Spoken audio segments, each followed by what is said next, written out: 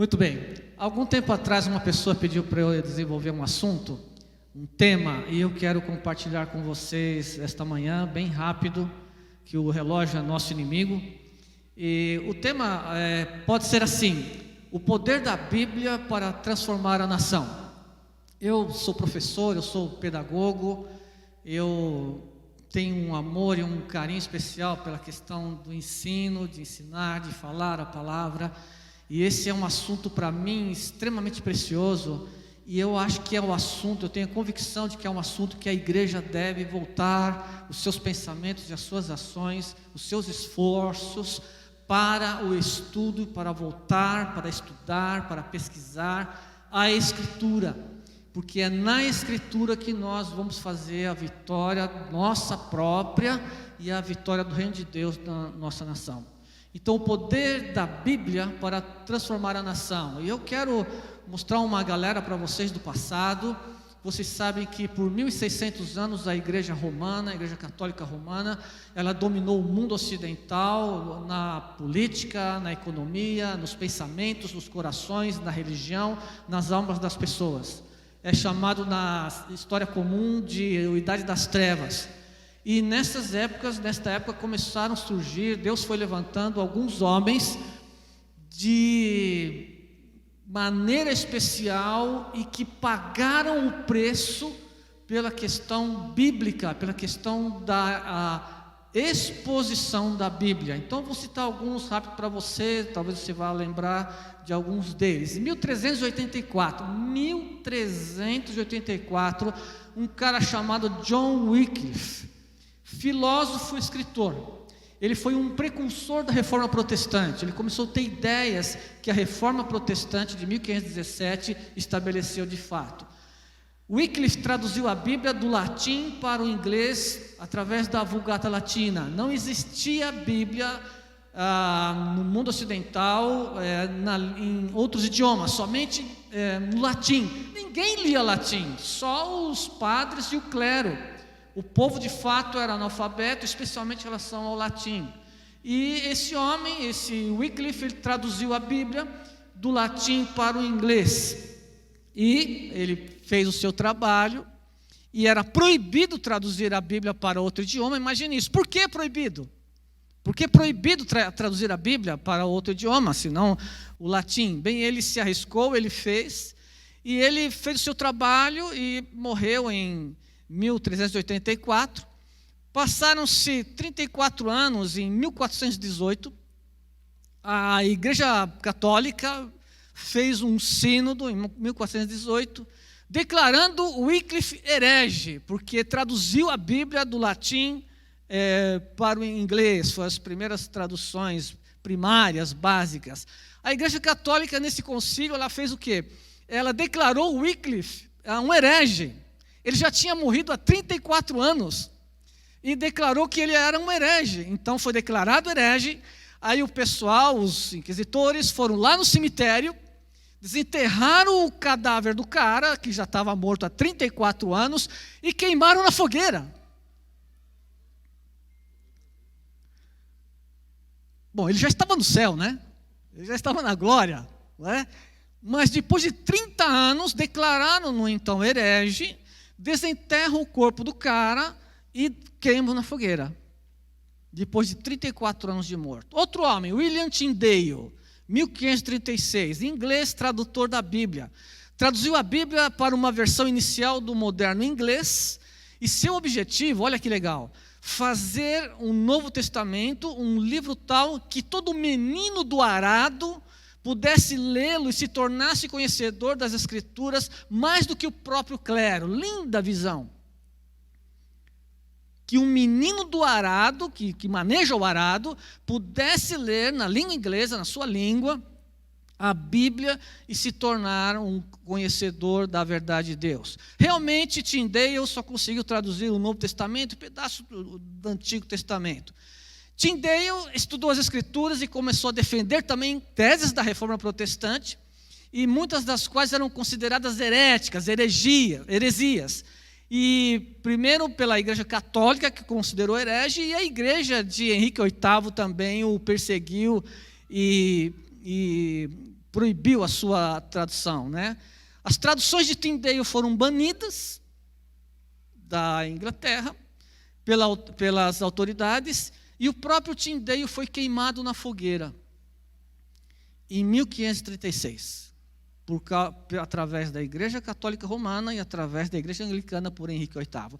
Por que queimar os caras que traduziram a Bíblia para a língua do povo? Por que essa insanidade? É um livro de Deus para que o povo pudesse ler. Outro camarada, João Hans, ele era da Boêmia, 1369. Pensador reformador, foi queimado na fogueira porque apoiou as ideias de Wycliffe. Esses homens tinham convicção de que a Bíblia é a palavra de Deus, e que a Bíblia é transformadora, e que a Bíblia faz milagres e faz coisas impressionantes, que eles tinham a certeza que iria acontecer na Inglaterra e na Europa e no mundo, mas ela precisava estar no idioma das pessoas. As pessoas precisavam ler, e eles não se importaram de pagar com a sua vida que a Bíblia pudesse ser lida. E ao ser lida, as sociedades se transformam. Os homens, as famílias, a nação se transforma. John Hans e todos os escritores e historiadores concordam com isso. Diz que quando estava na fogueira ele fez uma profecia. Ele disse assim: vocês hoje estão queimando um ganso. Hans, na língua da Boêmia, significa ganso. Então, vocês hoje estão queimando um ganso, mas dentro de um século encontrarão um cisne, e este cisne vocês não poderão queimar. Costuma-se identificar esse cisne com Martinho Lutero.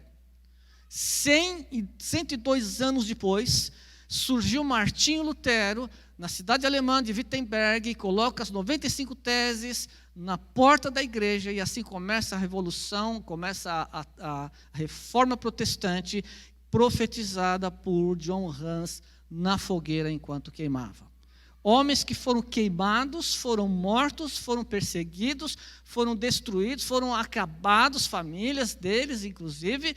Por quê? Porque tinham a convicção de que a Bíblia era a verdade, de que a Bíblia é a palavra de Deus, de que a Bíblia é o caminho de Deus, e que a Bíblia pode transformar as pessoas, pode modificar as pessoas, modificar as vidas. Se você tem Bíblia na sua casa, você deve a Tyndale, a Wycliffe, você deve ao John Hans, e eu poderia falar das perseguições que os puritanos sofreram na Inglaterra e fugiram para os Estados Unidos. Eu poderia falar para você das perseguições que a União Soviética, o comunismo da União Soviética, por 70 anos perseguiu a Bíblia, perseguiu os crentes. E se você fosse encontrado na sua casa com um pedaço de Bíblia, se o serviço secreto encontrasse você com um pedaço de Bíblia, uma folha de Bíblia, você era enviado para a Sibéria, para morrer no campo de concentração, nunca mais voltar e lá morrer. Famílias inteiras, porque tinham um pedaço da Bíblia. Por que tanta perseguição com a Bíblia? Porque ela tem poder. Porque há poder na Bíblia. Há poder em estudá-la, há poder em obedecê-la. E nesse ponto eu leio com vocês o Salmo de número 11, o versículo 3, se você está aí com a sua Bíblia ligada. O Salmo 11, atribuído a Davi, ele diz assim: no Senhor me refugio. Como então vocês podem dizer-me, fuja como um pássaro para os montes? Vejam, os ímpios preparam seus arcos, colocaram as flechas contra as cordas, para das sombras as atirarem nos retos de coração. Versículo 3, que é o que eu quero. Quando os fundamentos estão sendo destruídos, que pode fazer o justo? Este salmo parece que era um guerreiro. Davi conta essa história, uma canção, uma poesia, de que um guerreiro estava sendo derrotado. E alguém falou para ele: fuja, dá no pé, foge, dá um pique aí, porque você vai morrer, esse negócio todo aí. Mas aí ele fala assim: não, se os fundamentos forem destruídos, o que pode fazer o homem justo? Fundamento é uma linguagem engenharia, fundamento de um prédio, alicerce de um prédio. Todas as coisas, a ciência tem fundamentos, os prédios têm fundamentos. Há fundamentos em todas as áreas, as ideologias têm fundamentos. E ele está dizendo aqui, se os fundamentos forem destruídos, o justo não vai poder andar. Sabe qual é o nosso fundamento? O meu e o seu, mas deveria ser esta palavra, esta Bíblia. Fundamento da nossa vida, as bases da nossa vida. Um prédio, se você vai construir uma casa, o fundamento é um. Se você constrói um prédio de 2 andares, o fundamento é outro. Se você constrói uma grande construção, o fundamento é outro. Dizem que a Golden Gate, lá em São Francisco, ela tem 30 metros de concreto das folhas da terra, da superfície da terra, até o fundo. 30 metros de concreto para poder suportar parte da ponte. Fundamento. Qual é o fundamento da sua vida? Nesta manhã, eu não vou pregar paz e prosperidade e alegria para você, eu vou pregar para você esforço, trabalho e luta, porque se você não lutar nos fundamentos, a sua vida, a sua casa, as suas coisas não vão prevalecer, porque nesse exato momento, a mídia internacional, a mídia escrita, falada, de todo tipo aí, está programando de alguma maneira, está fazendo de alguma maneira para destruir o conceito bíblico na sociedade, na sua vida. Hoje, ao menos aqui no Brasil, não se pode queimar as pessoas, mas eles podem colocar na internet, pode colocar na televisão. Hollywood é o maior produtor de conceitos antibíblicos para destruir a Bíblia. Se destruir o fundamento, como que o prédio vai ficar em pé? Qual é o seu fundamento? Você sabia que o primeiro intérprete da Bíblia foi o diabo? Quem fizer o curso de antropologia, que vamos começar agora em fevereiro, vai ser subir na internet, você vai ver um pedaço lá desse pensamento. Mas o primeiro intérprete da Bíblia foi o diabo, o Satanás, o capeta, o serpente, sei lá, esses nomes tudo aí. Em Gênesis 3:1, Deus tinha dado uma ordem para o homem e para a mulher: olha, vocês podem comer de todos os frutos que estão aí, mas daquela árvore lá, aquela árvore velha, lá do canto, lá empoeirada, aquela árvore, você não come não. Porque se no dia que você comer, você vai morrer. E aí vem, capítulo 3 de Gênesis, versículo 1, vem o tal do diabo, vestido de serpente, e diz assim, um texto: a serpente era o mais astuto de todos os animais selvagens que o Senhor Deus havia criado. Certa vez ela perguntou à mulher, aspas, Deus realmente disse que vocês não devem comer do fruto de nenhuma das árvores do jardim? Entendeu? Deus fala assim, cara, é o seguinte, come de tudo aí, manda ver, jaca, jabuticaba e tal, come tudo, manga. Mas daquela lá, aquela você deixa para lá. A serpente vem e falou com a mulher, e ela estava desprotegida. Onde é que estava Adão? Consertando o pneu do carro, eu sei lá, não sei o que aquele cara estava fazendo, mas ela estava sozinha. E a serpente vem e fala, é verdade que Deus disse que vocês não podem comer de nenhuma árvore do jardim? O primeiro intérprete da palavra de Deus foi o diabo. E sabe como ele interpretou? Para matar, roubar e destruir. Ele usou sim a palavra de Deus, mas ele torceu para o engano. E se você quer ter fundamentos sólidos na sua vida, você precisa aprender a Bíblia. Cada menina, eu digo menina com carinho, né? Cada moça, cada mulher que está aqui, as solteiras, acho que querem casar, não é? Querem casar, ter um marido, ter um cara legal. Os rapazes, os moços, querem encontrar uma menina, uma mulher. para casar e tal. E a experiência nos mostra que só um rosto bonito, um corpo bonito, não é suficiente para fazer um casamento feliz. E a pergunta é, menina, que padrão que você quer de um marido? Ele tem que ser bonito, cheiroso. Se tiver dinheiro, melhor ainda. O rapaz ou a mulher, uma deusa grega, linda, cabeluda. Bom, bem-vindo, né? Essas coisas são bem-vindas. Mas essas coisas não são fundamento de um lar feliz. Concordam? Essas coisas não são fundamento de um lar feliz. Porque os fundamentos de um lar feliz estão aqui. Estão neste livro. E você precisa conhecer, menina, o que Deus fala sobre o homem, sobre o casamento. Menino, é aqui que Deus deu a fórmula certa para um casamento. Um homem escolheu uma menina, um moço, que tem um padrão que vá realmente te fazer feliz e andar em felicidade. Porque eu vou dizer para vocês, o casamento é maravilhoso, mas tem luta pra caramba. Ou não tem? Não responda não, fique quieto. Mas se você estiver nos fundamentos, o negócio dá certo. A minha geração está passando. O cabelo ficou branco, rápido. E a minha geração está passando. E a minha geração, ela conviveu razoavelmente bem com o governo e com o sistema educacional deste país.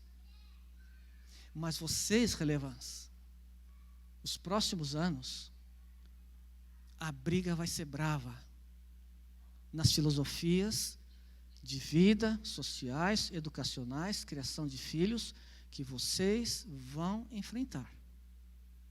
Minha geração viveu razoavelmente com o governo, com as filosofias impostas até agora. Mas nos próximos anos, relevância, isso é com vocês. A briga, o embate será duro. E se você não estiver calçado, fundamentado aqui, se os fundamentos forem destruídos, você não vai poder vencer. Para criar o seu filho, a sua filha, para ter um lar em casa onde haja paz, onde haja tranquilidade, sem este fundamento você não poderá ter uma vida que Deus planejou para você. Sabia que Deus tem uma vida planejada para você? Então, o poder de Deus para a transformação de uma nação, se os fundamentos forem destruídos, se os fundamentos não forem entendidos, aplicados, vividos, o homem de Deus, a mulher de Deus, não vai poder subsistir, sobreviver. E eu e você e vocês, relevância, tem que voltar para a Bíblia. Estudar, ler, pesquisar. Não dá para passar disso, não dá para fugir disso. Ninguém tem tempo, todo mundo cansado, todo mundo cheio de coisas para fazer. A nossa sociedade é difícil, está nos enfraquecendo. Mas se você e eu não fizermos força, nós não vamos poder manter os fundamentos em pé. Os fundamentos serão corroídos. E um texto em que o apóstolo Paulo fala para Timóteo, 2 Timóteo 3,16, ele fala uma grande verdade, alguns elementos importantes que você deve ter esta manhã. 2 Timóteo 3,16, eu vou ler numa versão, uma paráfrase feita já há muitos anos. 2 Timóteo 3,16, ele diz: toda a escritura é inspirada por Deus. O que ele quer dizer isso? Que a Bíblia veio de Deus. A ideia é teopneustos. Deus soprou a escritura. Na escritura está o sopro de Deus, a verdade de Deus, o conteúdo de Deus. Então, toda a escritura é inspirada por Deus. E útil para, 2 pontos, ensinar a fé, corrigir o erro, restabelecer o rumo da vida de uma pessoa, para treiná-la no viver correto. Vou repetir. Toda a Escritura é inspirada por Deus e útil para ensinar a fé, corrigir o erro, para restabelecer o rumo da vida de uma pessoa e para treiná-la no viver correto. As Escrituras são o equipamento completo do homem de Deus e lhe dão pleno preparo em todos os aspectos de sua obra. Nós temos trabalho, gente. Você tem trabalho, eu tenho trabalho. Nós precisamos voltar, estudar, pregar, falar e ensinar sobre a Escritura.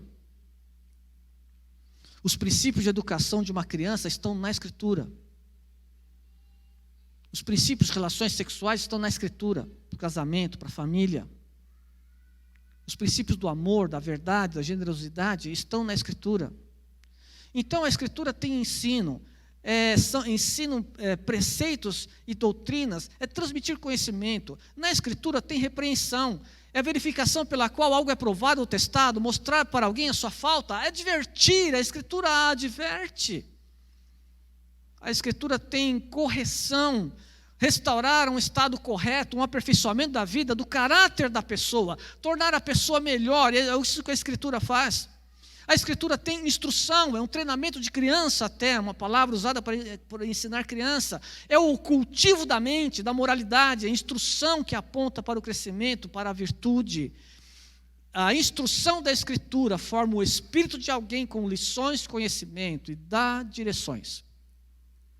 Em 2 Reis 22, eu não vou ler, você não precisa abrir, tinha um cara lá chamado Josias, um rei. 640 a.C., 700 anos depois de Moisés. E sabe o que aconteceu com os camaradas lá? Os caras perderam a Bíblia, eles perderam o livro da lei, perderam em 700 anos, entra adorações a deuses estranhos, entra confusão, entra guerra, entra bagunça, perderam a Bíblia, imagine isso, perderam a Escritura. E no tempo desse tal de Josias, os caras foram lá restaurar o templo estava quebrado, estava corroído, não deram atenção, abandonaram, e um dia os pedreiros foram lá consertar o templo e acharam o livro da lei, provavelmente o livro do Deuteronômio, e acharam o livro, nossa, isso aqui parece que é a Bíblia, isso aí, acho que é. E o pedreiro pegou e deu para o responsável até que chegou no secretário do rei. E quando o secretário do rei quando ele leu o livro achado, o rei rasga a roupa. Era um sinal de profunda humilhação, porque ele viu, ao ler o fundamento para Israel, ele viu que estavam longe do que Deus queria, e havia ameaça de disciplina. O rei rasga a roupa, se arrepende, procura uma profeta, e a profeta fala de Deus algumas coisas lá, e sabe o que ele faz? Ele leva toda a nação a voltar aos fundamentos. E foi a maior reavivamento da história de Israel, no tempo do rei Josias. Perderam um livro, mas ele achou e trouxe restauração para o seu povo. Terminando, gente. Você sabia que os grandes avanços sociais da humanidade, que a humanidade fez, são resultado do exame das Escrituras? A libertação dos escravos, o resgate da mulher e da criança, são influências da Bíblia. As conquistas no campo cultural, econômico, social e político também foram fruto do exame das Escrituras. Tem o livro famoso, A Ética Protestante e o Espírito do Capitalismo, de um sociólogo chamado Max Weber. Ele vai falar sobre como a teologia e os atos de Calvino transformaram a visão de dinheiro na Europa, a maneira de olhar para o dinheiro. O apogeu da música mundial foi inspirado pelas Escrituras. Você, ao ouvir Haydn ou Handel, Mendelssohn, Bach, Mozart, Gounod, você vai saber que as maiores músicas da história do nosso tempo foram inspirados pela Bíblia. A Bíblia também foi o grande instrumento da Revolução ou da Reforma Protestante do século XV. Lutero afirmava assim: minha consciência é escrava da palavra de Deus. Os reformadores entendiam que onde a Bíblia não tem voz, não se deve ter ouvidos. A Associação Cristã de Moços veio de gente da Bíblia, que tinha influência na Bíblia. Sofreu influência da Bíblia. O pastor batista Martin Luther King deu início à maior voz de libertação dos direitos civis da América do Norte. Algumas das principais faculdades americanas foram fundadas por gente influenciadas pela Bíblia. Harvard, Yale, Princeton, Columbia e mais meia dúzia de outras, influenciadas por gente que tinha influência da Bíblia. No geral, 84% de todos os prêmios Nobel concedidos a americanos foram conquistados por gente que tinha a Bíblia como influência no seu coração. A Bíblia é o fundamento para a nossa transformação. E eu e você precisamos voltar para a Bíblia. Pode chamar o Juan, pessoal. O que isso tem a ver com você? Acho que tudo, não é? Como que você está com a Bíblia? Como que você está na sua vida pessoal? O que a proposta hoje para você é tirar a poeira da sua mente e começar a se envolver com a Escritura. Esta igreja está abrindo portas para você desenvolver da Escritura de alguma forma. Estamos procurando de alguma forma divulgar mais uma vez a Escritura, porque se os seus fundamentos forem destruídos, o homem justo, o homem de Deus, a pessoa honesta, a pessoa sincera, ela não vai ter para onde ir. Então, eu peço que você fique em pé no seu lugar e eu quero orar um pouco com você. Senhor Deus, acreditamos firmemente que a Bíblia é o fundamento de Deus para a minha vida, para a minha transformação, para o meu crescimento, para eu servir a Deus, para eu fazer a sua vontade. Nesta manhã, junto com esse pessoal, com esses irmãos, nós pedimos que o Senhor abra o nosso coração, nos dê entendimento e nos dê a possibilidade de passos específicos a favor de nos aproximarmos de Deus, da Bíblia e do reino e do serviço. Toca em nosso coração nesta manhã, em nome de Jesus.